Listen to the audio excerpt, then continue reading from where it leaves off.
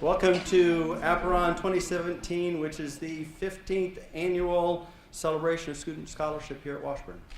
I'm Sean Schmidt, chemistry professor and chair of the Apparon committee. Today's been a wonderful treat already. There's been so many wonderful presentations that are done.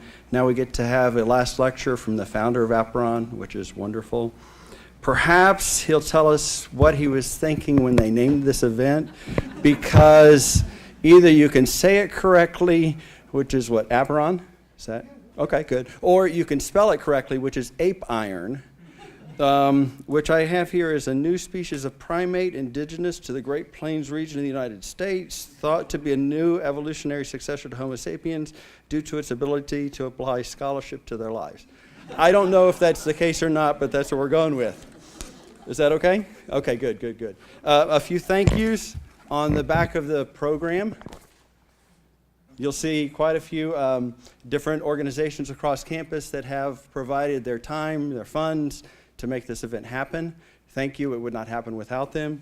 There is a committee of about 40 people that are absolutely outstanding that make this event come off flawlessly because there's never any problems. It's wonderful. It's a wonderful committee. And then there's also a group of mentors that push their students beyond what they think they can accomplish. And that's just wonderful. Can we thank all of them?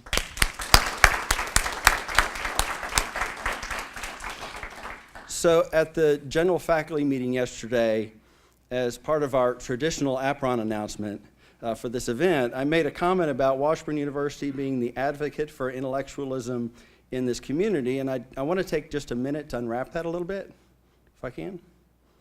It's my perception that there's been a rise in anti-intellectualism in our society in the last few decades. And I think we need to, I don't think that's best for our society. I think there has to be a balance between spirituality, emotionalism, intellectualism, all of those together.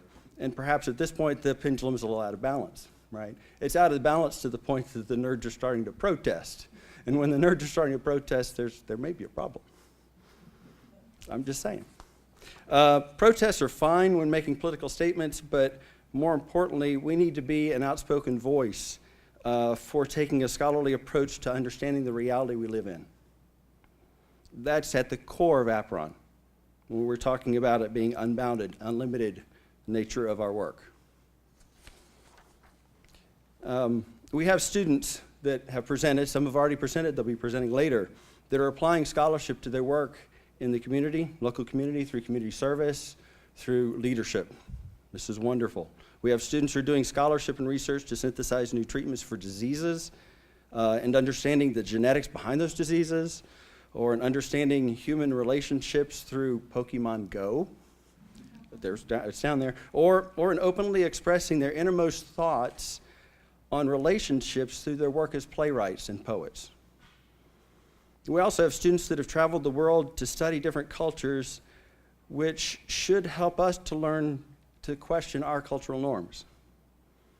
I heard it today from one of the presentations, put your cell phones down.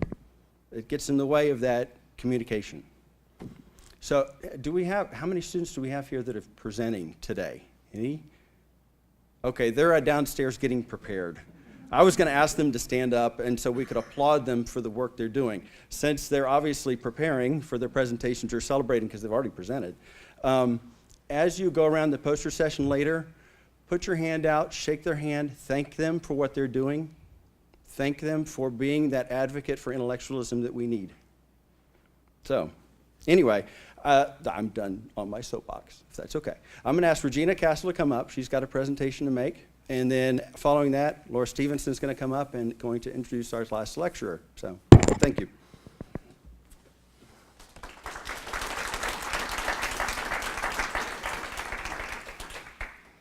I'm Regina Castle. Most of you know me, and if you don't know me, I'm the girl that sent the emails that said, hey, come to Apparon.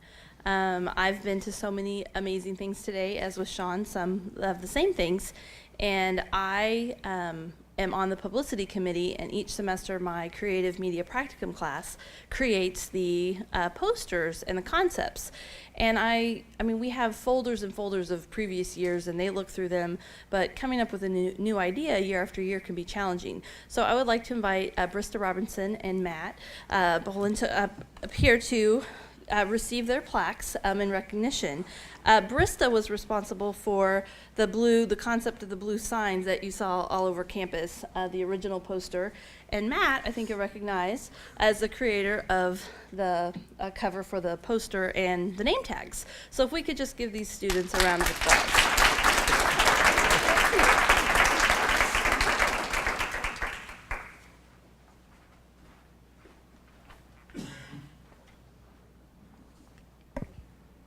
Good afternoon. Thanks for being here. I'm Laura Stevenson. I'm the Dean of the College of Arts and Sciences, and it's my honor to introduce our speaker today. Dr. Gordon McQuere came to Washburn in 2002 as Dean of the College of Arts and Sciences and Professor of Music. Dr. McQuere received his BA in Music Composition from the University of Tulsa, his MA in Music Composition, and his Ph.D. in Music Theory were both earned at the University of Iowa.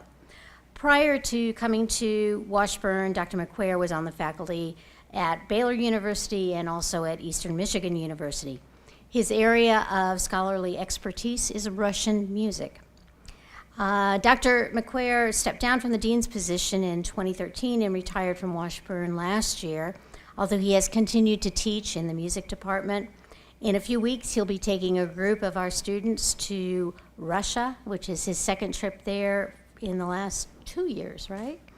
In light of today's occasion, I wanted to highlight 2 accomplishments among many during his tenure as dean.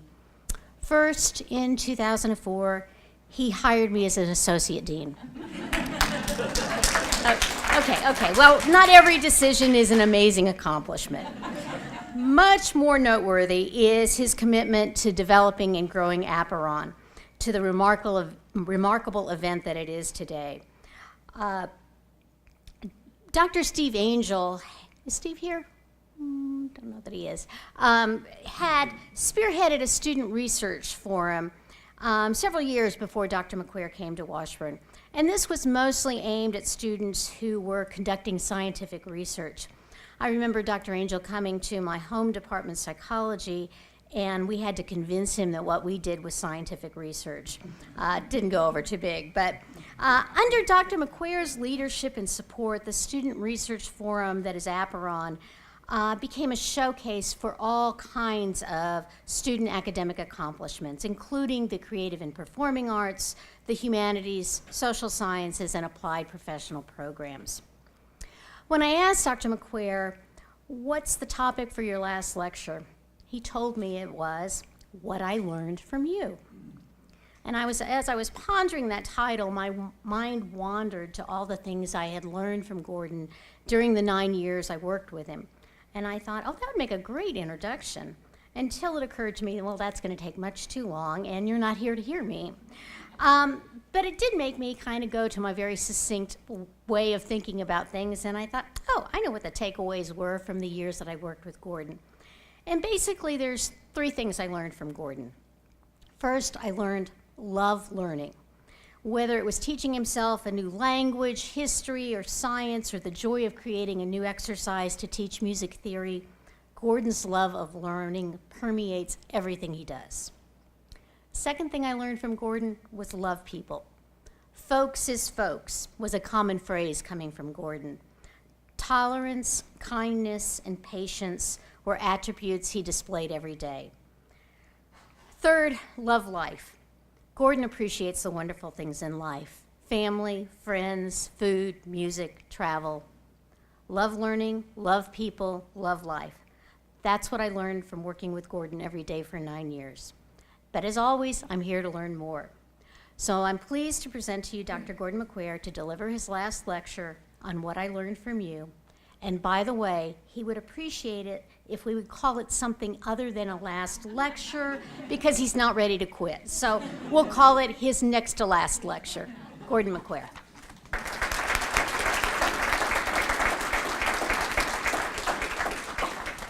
Thank you for that very kind introduction.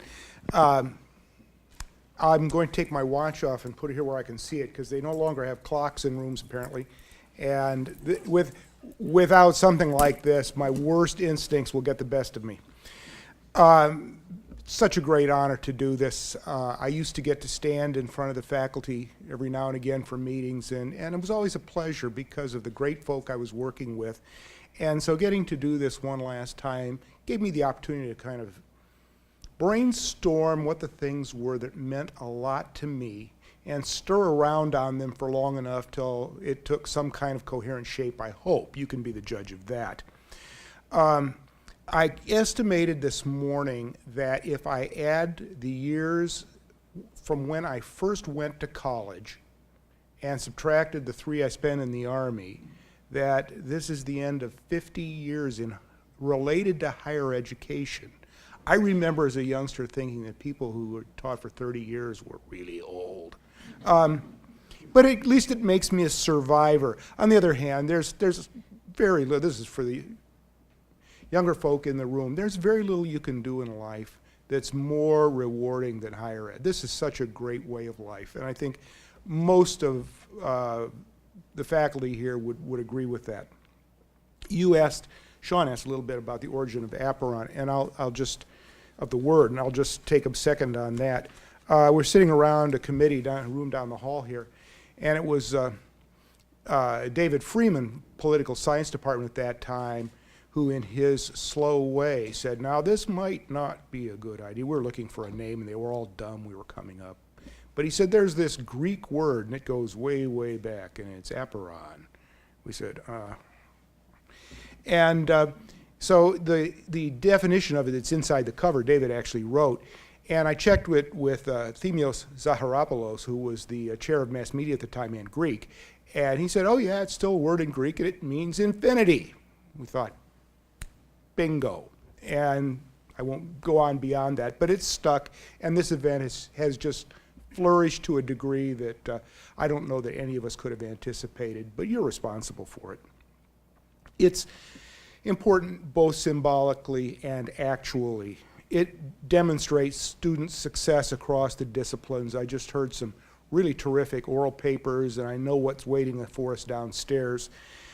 But it even more, it symbolizes student learning at its best. Learning happens in lots of ways and places and in a wide variety of disciplines. In the years I spent as dean, I found myself fascinated by that wealth. So I want to think with you together about 4 vaguely interrelated ideas.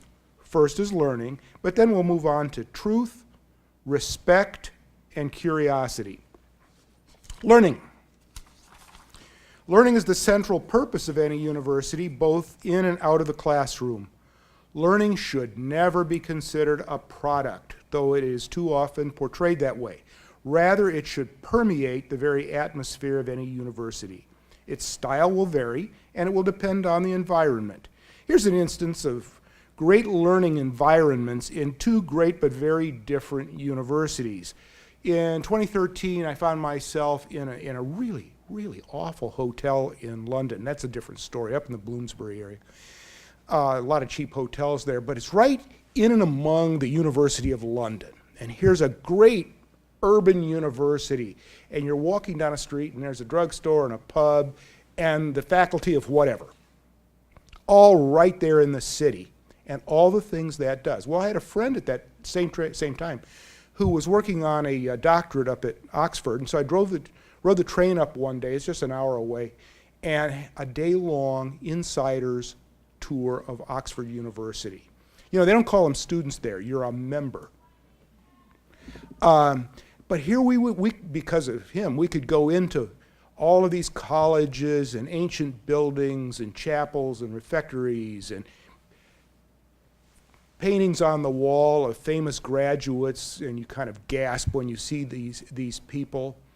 Completely different learning environment in a completely great university, just like University of London. And because of that juxtaposition, I got to thinking about some of that role of the effect of the environment on learning. Let's go further, though. The nature of learning in a university, the thing that distinguishes it from other organizations, is knowledge freely shared.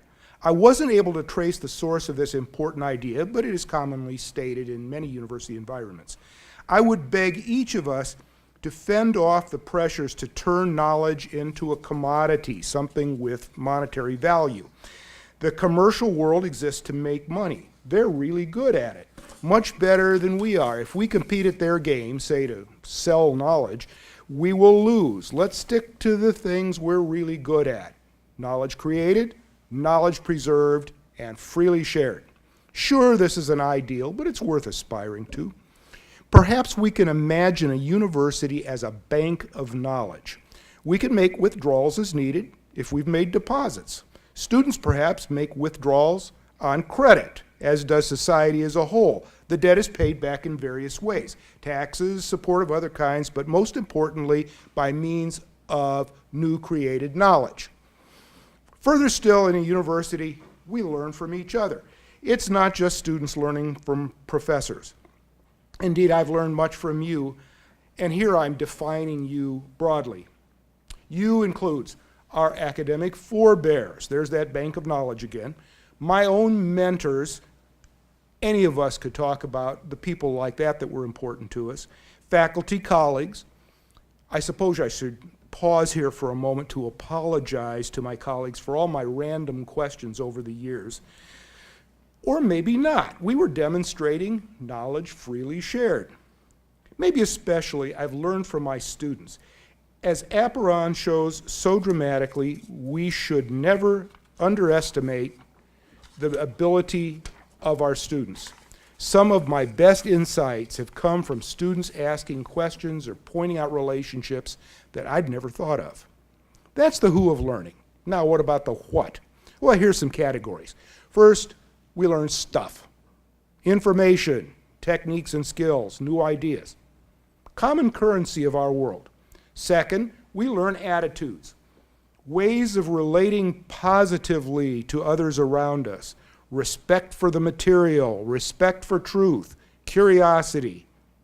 Third, we learn new ways of thinking, ways of knowing, ways of comprehending the unthinkable complexities of our world.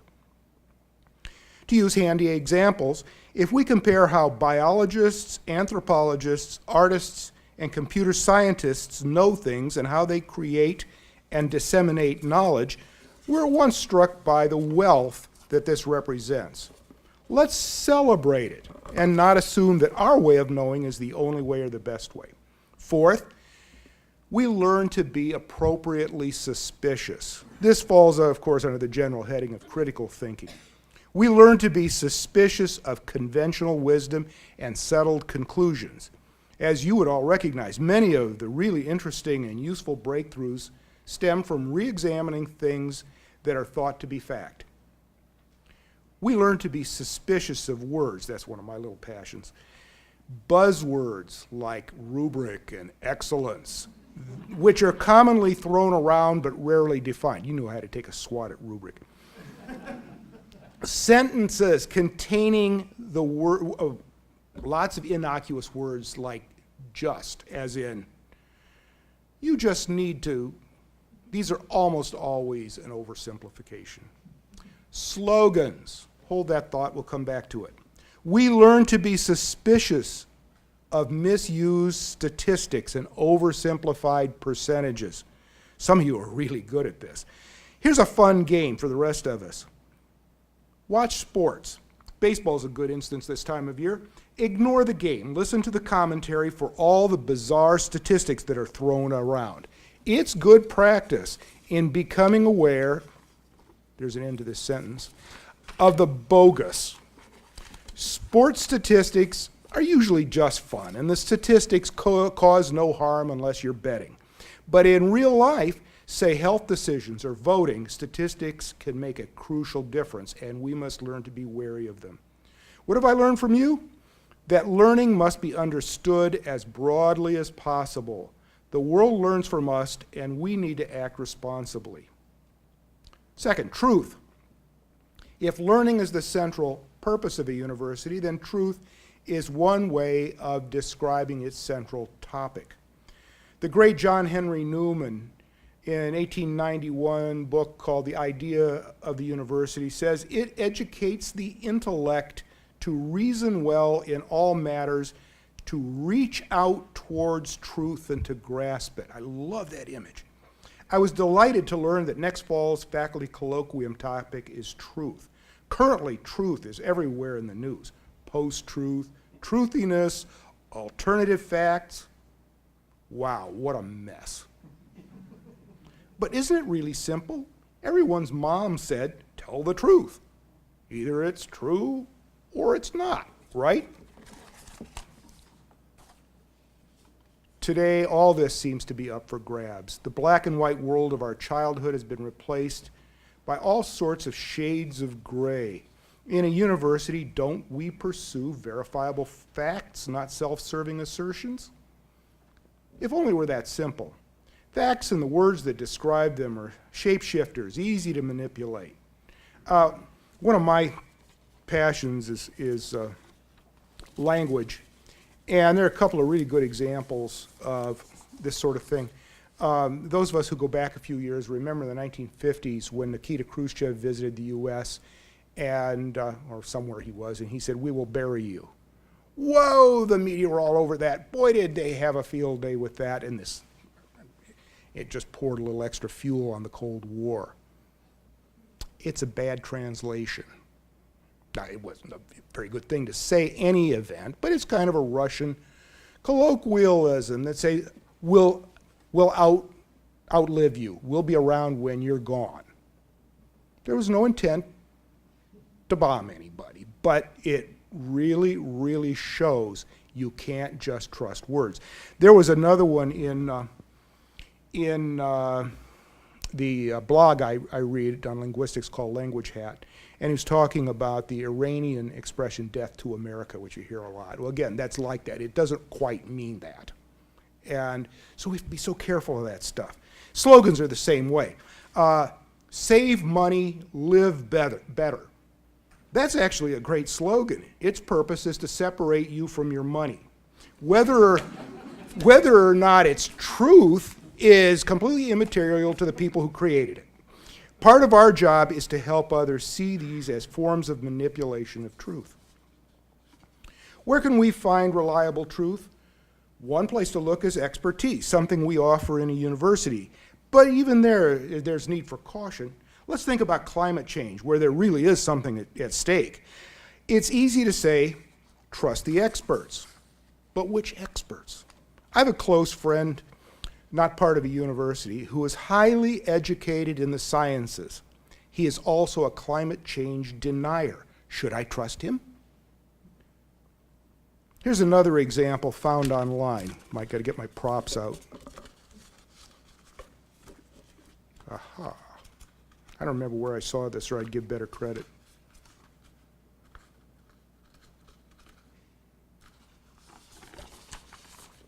Almost. There.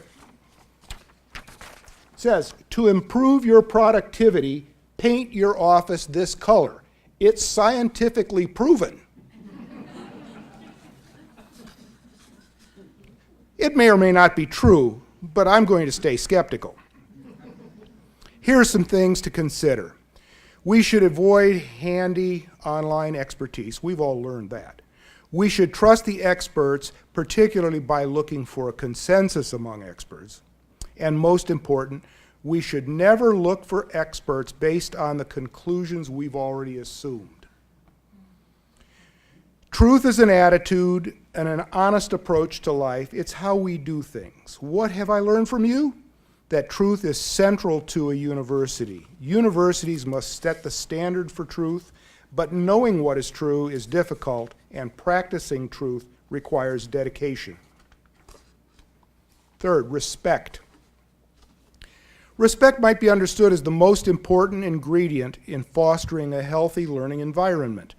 For me, this point was the most challenging to write, which suggests that is the area in which I still have the most growing to do and the most to learn from you. Respect is not just some sort of empty politeness. In fact, there appear to be several similar concepts that masquerade as respect. Nice, polite are two of them. They may have their virtues in lubricating the wheels of human interaction, but too often nice is what happens face to face and nasty is what's occurring behind your back. Professional is another. From my experience at another university, I suggest that saying someone is not acting professionally can be a way of blaming someone without doing anything to help. Sometimes the lack of respect is blatant. An academic friend told me a story from their graduate school days where department faculty routinely screamed at one another in meetings. The Chronicle of Higher Education had a story recently about how widespread incivility was in universities. Clearly, respect is something we all have to work on. So what is respect? It has to be more than some kind of outward civility. I'll suggest a couple of possibilities. Respect might be understood as not being selfish, bearing in mind that other people's interests may be valid even when they conflict with our own. It may be honestly celebrating difference, not being fearful of it or exploiting it for selfish reasons. Over spring break, I was driving across what I'll just call a neighboring state and saw a sign on a modest motel that read, "American family owned and operated." Was this honest? Or was it just a blatant attempt to exploit others' fear of difference? It really troubled me. Enough, I wrote it down.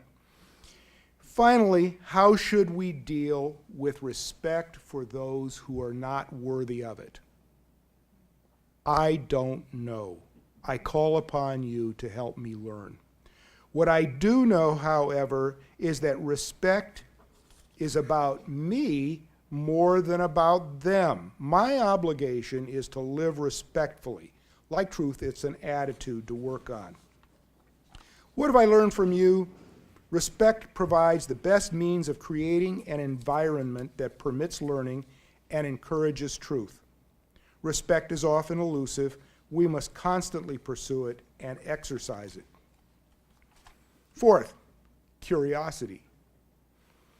Perhaps curiosity could be described as the catalyst of learning. Sadly, there seems to be a cultural inhibition against curiosity. Think of Pandora's box. Pandora, in the myth, Pandora opens this box. She's told not to open it, and all the bad stuff in the world comes out of the box. You know the adage, curiosity killed the cat. I tried to trace this down because I was curious. And the best I could do was a play by Ben Jonson in 1598 in a slightly different form. A certain Will Shakespeare was the actor. He later used the line in one of his own plays, and eventually it took its present form. There's an opera by the great American composer Aaron Copland called The Tender Land. And one young character sings of wanting to know what was in the next valley and beyond that. She feels great pressure from her community to not leave. Curiosity is not always popular. But I would assert that people who are not curious rarely have a positive impact on the world. I would further venture a guess that people, students and faculty alike, who inhabit universities exhibit curiosity to a greater extent than the norm. In fact, I'm curious to know if this is really so. Maybe this would be a good Aperon project. Maybe it's already been done. I don't know. Curiosity comes with at least one caution. There's always nosiness, which we would likely agree is not good at all. Looking through your friend's medicine cabinet is not curiosity. Don't go there. Short of that, however, everything is potentially interesting. To illustrate the point, I'll divulge some of my own favorite curiosities about things that are way outside my own specialty. I claim no expertise at all in any of these, just curiosity. Broadly, how things work. You know, this is the little kid who takes apart the watch trying to figure it out. The whole field of physics, which, by the way, for some of you, this dates back to a fabulous physics teacher I had in high school. I have no real understanding of all the cool stuff in physics, but I still read everything that comes across my purview about it. I just love that kind of thinking. Words, their extension into language. I've sometimes referred to myself as a language hobbyist. I'm not really very good at it, but I sure love it. How our culture came to be. Suppose that's anthropology or historical anthropology, maybe. I'll give you a pause here for a commercial message. Tomorrow night, I'm sure many of you are tied up, but tomorrow night over in White Concert Hall, the Topeka Symphony Orchestra is presenting Mahler's fabulous, huge Second Symphony. This is quite an achievement. I was at one of the rehearsals. It's going to be amazing.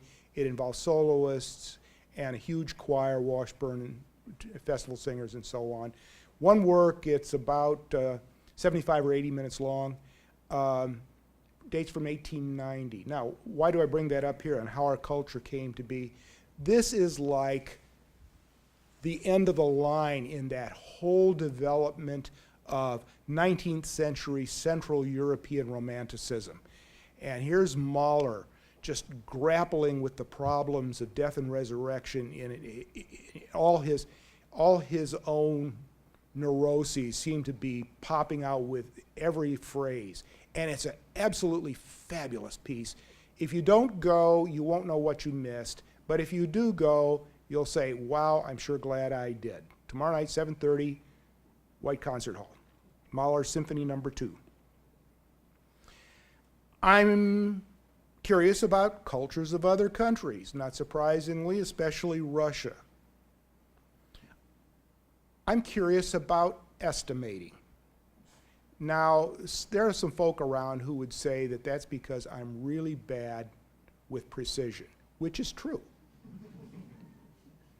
When I was dean, I always surrounded myself with people who were good with precision, and we kind of evened out. But estimating's fun to practice. You may think my list is made up of only boring topics, and your list is almost certainly quite different from mine. But perhaps we can awaken each other's curiosity for something new to us. That's one of the things we do in a university. And we must always remember when we are amateurs, that whole list I read you, amateur, and not speak as authorities.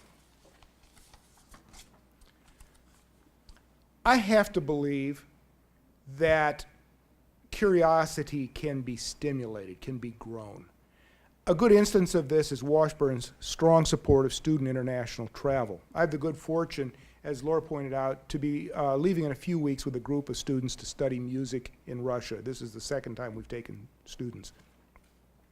I'm pretty sure they'll come back more curious and about everything, not just Russia, than when they left, because you find out all the cool stuff that's out there.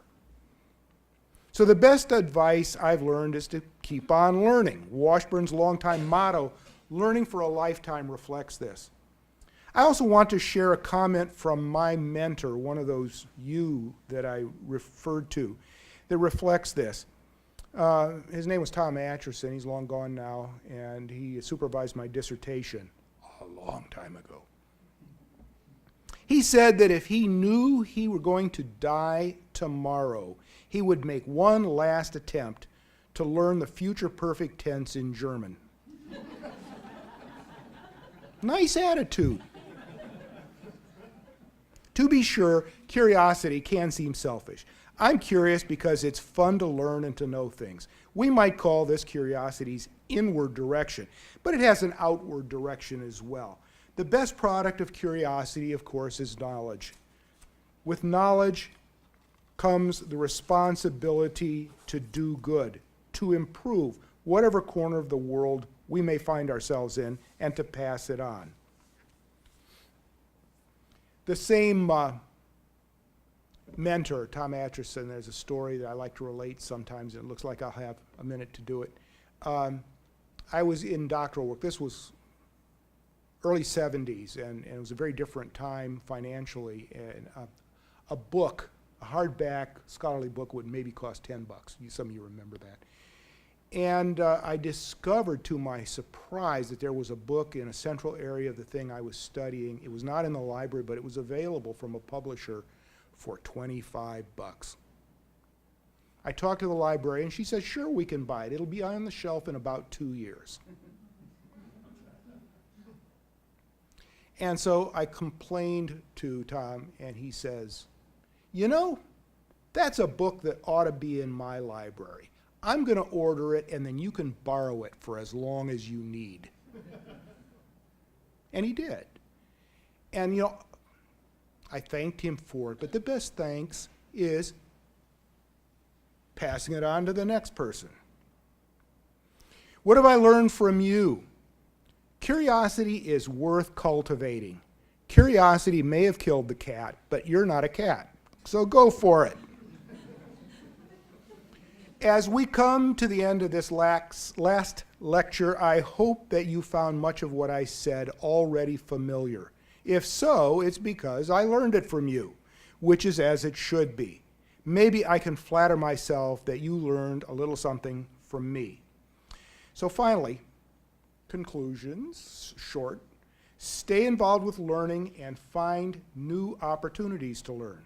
Seek truth and try to implement it. Show respect for everyone. And as the most interesting man in the world would have said if I had been his speechwriter, stay curious, my friends. Thank you.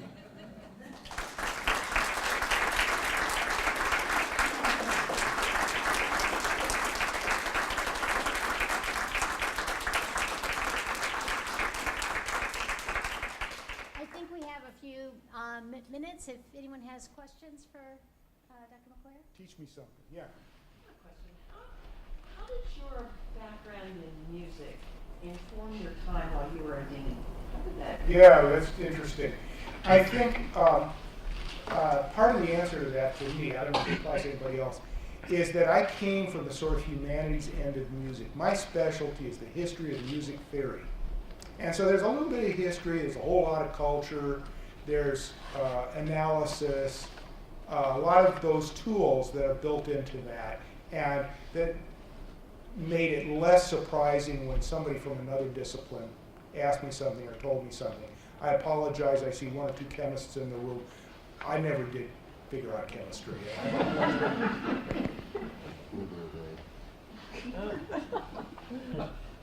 What made you curious enough to become a dean? There's a good one. You know what I believe? We get a lot of pressure. And I think young people, I see some of my students here, young people get a lot of pressure to set goals and plan and go for them, everything, and that's fine. That's a good thing. But you know, all the good stuff that's happened to me was an accident. I didn't see it coming. And if you would have asked me 3 years before I became the Dean of Arts and Sciences at Washburn, if I would wind up my career as a Dean of Arts and Sciences somewhere, I would have laughed at you. I didn't see it coming.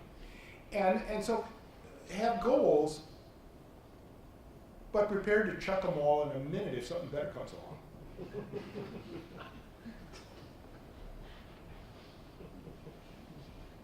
Anything else? Thank you.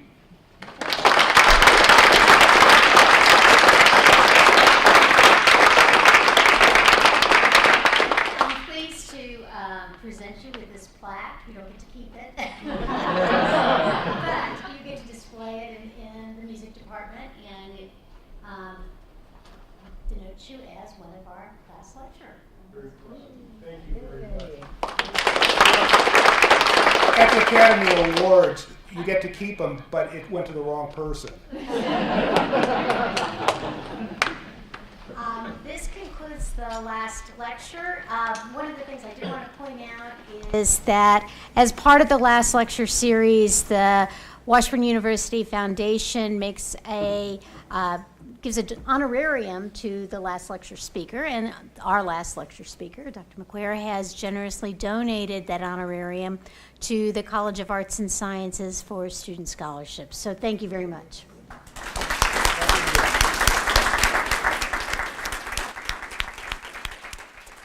And now I would urge you to make your way downstairs to Washburn A and B for poster presentations and Mediterranean food.